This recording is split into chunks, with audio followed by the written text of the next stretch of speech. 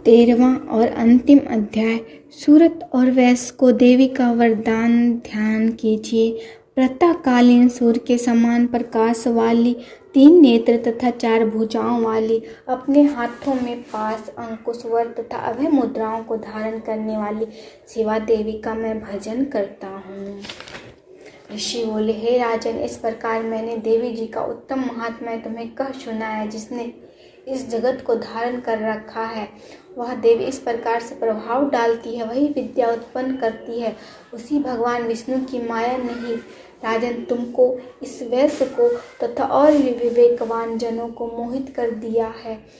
या पहले भी मोहित थे, फिर आगे भी मोहित होंगे, इसी प्रकार दूसरे भी मोहित होंगे। इसलिए हे महाराज, तो उसी परमेश्वर की शरण में जाओ, क्योंकि वही देवी इस प्रकार आराधित होकर मनुष्यों को भोग, स्वर्ग एवं मोक्षादि प्रदान किया करती है। मार्कंडेय जी बोले, इस प्रकार ऋषि के वचन सुनकर उस राजा सूरत ने प्रश्नव्रतों का पालन करने वाले महाभाग मेघा महर्षि जी को प्रणाम किया। वह राजा ममतादायक राज्य के छिन जाने पर बहुत ही खिन्न हो चुका था। वह तुरंत ही तप करने के लिए चला गया। हे महामुने, वह वैश्य भी तप करने चला गया। अंबिका के दर्शन के लिए नदी के किनारे बैठकर तपस्या करने लगे। वह वैश्य देवी जी के परम उत्तम सूक्त का जप करने लगे। इस प्रकार उन दोनों ने देवी आराधना के लिए नदी के किनारे मृत्तिका की देवी जी की मूर्ति बनाए। फिर धूप, दीप, हवन, तर्पण आदि से धीरे धीरे आहार थोड़ा करते हुए निराहार होकर एकाग्रता से देवी जी में मन लगाकर देवी जी की आराधना करने लगे। उन दोनों ने बलि प्रदान के समय अपने अंगों को रुधिर का प्रोक्षण किया। इसी प्रकार संयम पूर्वक 3 वर्ष पर्यंत आराधना करते रहे। तब तो जगत को धारण करने वाली देवी ने प्रत्यक्ष होकर दर्शन दिया और चंडिका जी ने कहा।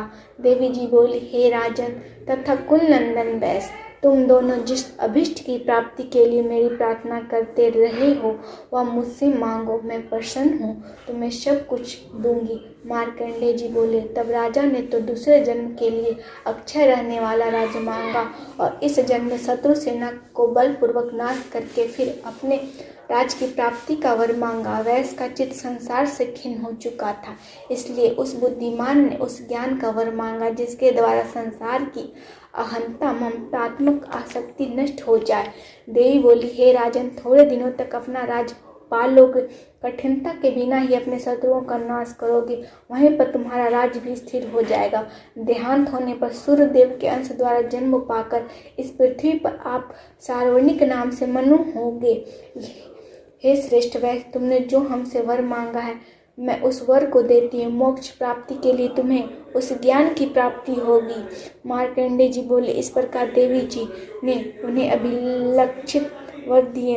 फिर उन दोनों की भक्ति पूर्वक की हुई स्तुति से प्रसन्न होकर देवी जी तत्काल ही अंतर ध्यान हो गई।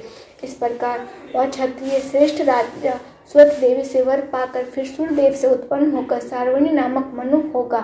इस प्रकार श्री मार्कंडेय पुराण में सार्वनिक मनवंतर की कथा के अंतर्गत देवी महात्म्य में सूरत एवं वैश्य के वरदान नामक 13वां अध्याय पूर्ण हुआ। जय माता।